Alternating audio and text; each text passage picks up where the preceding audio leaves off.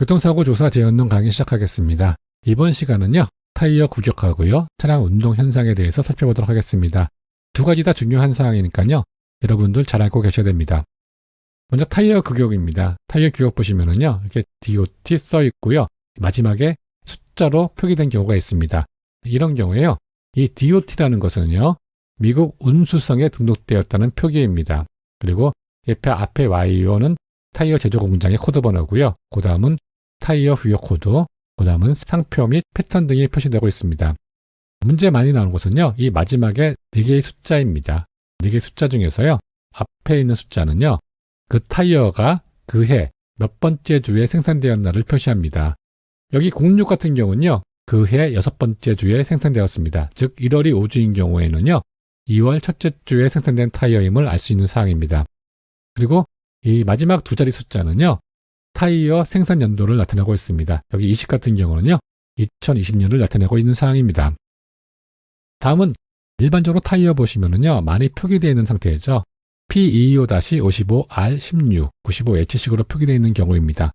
이 부분도 시험에 자주 나오고요. 이 부분을 활용해서 속도 산출이라든지 타이어의 반지름을 산출할 수 있는 사항입니다.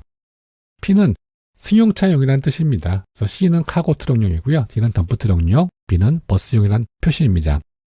225는요, 단면폭을 나타내고 있습니다. 단위는 밀리미터고요. 타이어의 폭이죠. 그리고 55는요, 평면비입니다. 그래서 우리가 55 시리즈, 60 시리즈 그러잖아요. 그것이 이 평면비를 나타내고 있습니다. 이 평면비는요, 단면 높이 나누기 단면폭 곱하기 100으로 표현되고 있습니다. 이 단면 높이는요, 타이어의 바깥지름에서요, 림의 바깥지름을 빼줍니다. 즉 안지름을 빼주는 거죠. 그리고 나누기 2를 해주면은 단면 높이가 되겠죠. 다음에 R은요, 레디얼 타이어라는 뜻이고요. 카카스의 타이어 코드가요, 바퀴 진행 수직으로 배열되어 있는 타이어입니다. 다음엔 16입니다. 16은요, 림의 바깥지름입니다. 즉 타이어의 안지름이죠. 그런데 특이한 점은요, 단위가 인치입니다. 그리고 95는요, 하중지수고요. H는 속도를 표시합니다. S는 180, T는 190, U는 200, H는 210, V는 240이 최고 속도란 이야기입니다. 여기서 중요한 것은요, 225, 55, 그리고 16, 이 세 가지가 가장 중요합니다. 다음은 타이어의 트레드 패턴입니다. 트레드 패턴은요, 일반적으로 니브형, 러그형, 블록형으로 구성되어 있습니다. 이 부분도 시험에 자주 나오니까요, 이 패턴을 완벽하게 구별할 수 있어야 됩니다. 니브형 패턴입니다. 트레드의 패턴 방향이요, 원주 방향입니다. 즉 진행 방향으로요, 이렇게 일직선으로 되어 있습니다. 회전 저항이 적고요, 좌우로 미끄러짐이 없어서요, 조종 안전성이 우수합니다. 고속주행에 적합하겠죠. 그래서 일반적으로요, 포장 도로용으로 활용하고 있습니다. 그래서 승용차 바퀴로 사용되고 있고요. 그리고 트럭이나 버스의 앞바퀴에서 사용되고 있습니다. 단점이 있겠죠. 제동력이 다소 떨어집니다. 그리고 균열이 일어나기 쉬운 단점이 있습니다. 다음은 러그형 패턴입니다. 트레드 패턴 방향이 원주 방향과 직각으로 되어 있는 상황입니다.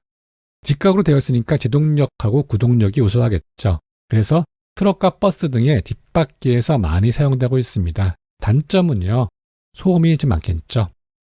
다음에 블록형 패턴입니다. 트레드 패턴이요, 서로 연결되어 독립된 블록으로 이루어진 형태입니다. 이런 타이어는 특수 차량에서 많이 사용되고 있죠. 그래서 미끄러운路面에서 조종성과 안전성이 우수합니다. 그리고 배수성도 뛰어납니다. 그래서 겨울용 스노우 타이어 및 산악용 타이어로 사용되고 있는 사항입니다. 다음은 니브 러그형 패턴입니다. 니브형의 조종 안전성과요, 러그형의 우수한 구동력과 제동력을 혼합한 상태입니다. 트럭과 버스 등에서 많이 사용되고 있습니다. 다음은 차량의 운동 현상입니다. 이 부분도 시험에 자주 나오고 있습니다. 먼저 코너링 포스입니다. 자동차가 선회할 때요, 자동차의 무게중심에 발생되는 원심력과 균형을 이루기 위해서요, 타이어와 노면 사이의 마찰력으로 인한 타이어 안쪽으로 발생되는 작동력을 말하고 있습니다. 이렇게 우회전할 때요, 이 바깥쪽으로 원심력이 발생되고요, 타이어 안쪽으로 코너링 포스가 발생되고 있습니다. 다음은 오버스티어링, 언더스티어링, 뉴트럴 스티어링입니다.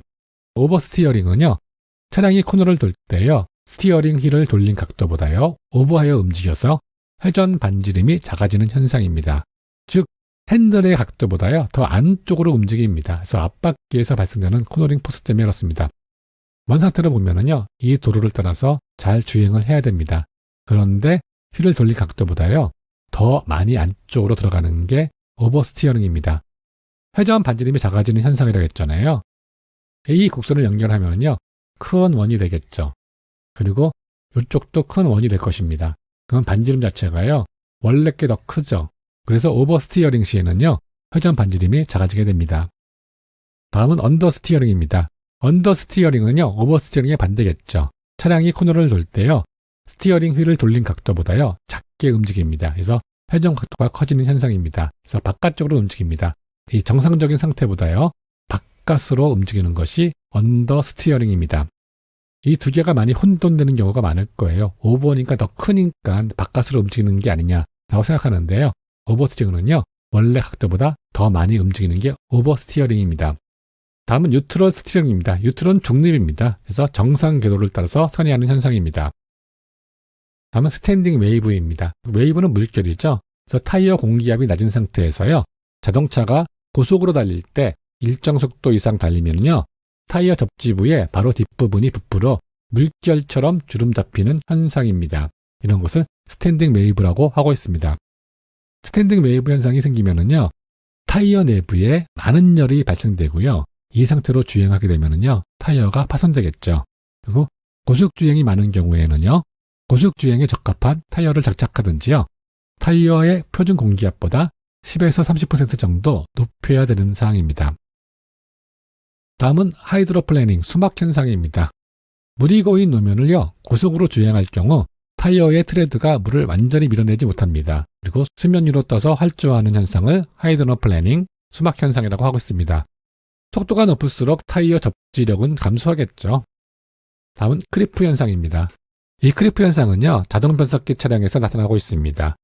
자동 변속기 차량이 아이들 상태의 D 또는 R단의 시프트 레버 작동 시요, 엑셀레이터 페달을 밟지 않아도요, 자동차가 서서히 앞으로 또는 뒤쪽으로 움직이는 현상을 크리프 현상이라고 하고 있습니다. 다음은 내륜차와 애륜차입니다. 내륜차는요, 자동차가 회전 시요, 각 바퀴의 회전 반경 차이가 발생됩니다. 그래서 저 안쪽에 위치한 바퀴의 앞바퀴와요, 뒷바퀴의 주행 궤적 차이입니다. 이렇게 회전할 때요, 앞바퀴하고 뒷바퀴의 회전하는 각도가 다르게 나타납니다. 그래서요, 보도 가까이에서 우회전할 시요, 앞바퀴는 정상적으로 선회했는데요, 뒷바퀴는 보도 연석을 타고 넘어가는 경우가 나타납니다. 이런 경우가 내륜차 때문에 그렇습니다. 내륜차는요, 축간거리가 길수록 또 회전 각도가 클수록 차이가 크게 나타나겠죠. 애륜차는요, 내륜차와 반대입니다. 회전 시요, 바깥쪽 앞바퀴와 뒷바퀴 주행 궤적 차이입니다. 내륜차는요, 이 안쪽 바퀴의 차이인 반면에요, 애륜차는요, 회전 바깥쪽 바퀴의 차이입니다. 특별히요, 자동차가 후진할 때 내륜차가 크게 나타나고 있는 상황입니다. 그래서요, 주차할 때 앞면으로 주차하는 것보다요, 뒤쪽으로 주차하는 게 편한 게 내륜차 때문에 그렇습니다. 마찬가지로 회전 각도가 클수록 차이가 크겠죠. 다음은 잭나이프 효과입니다. 잭나이프 하면은 접혔다 폈다 할 수 있는 칼이죠. 그래서 트랙터, 트레일러로 연결된 차량이요, 트랙터의 뒷바퀴 또는 트레일러의 뒷바퀴만 제동될 경우요, 트레일러가 회전하면서 트랙터와 트레일러가 접혀지는 현상을 말합니다. 그림 보시면은요, 차량이 접혀 있죠. 이런 현상을 잭나이프 효과라고 합니다. 그래서 커브길에서요, 급제동 시 트레일러가 관성력에 의해서요, 잭나이프처럼 구부러지는 운동을 하게 됩니다. 그래서 트랙터와 트레일러가 잭나이프처럼 접힌 데에서 잭나이프 현상이라고 하고 있습니다. 여러분들 수고 많으셨고요. 다음 시간에 찾아뵙도록 하겠습니다.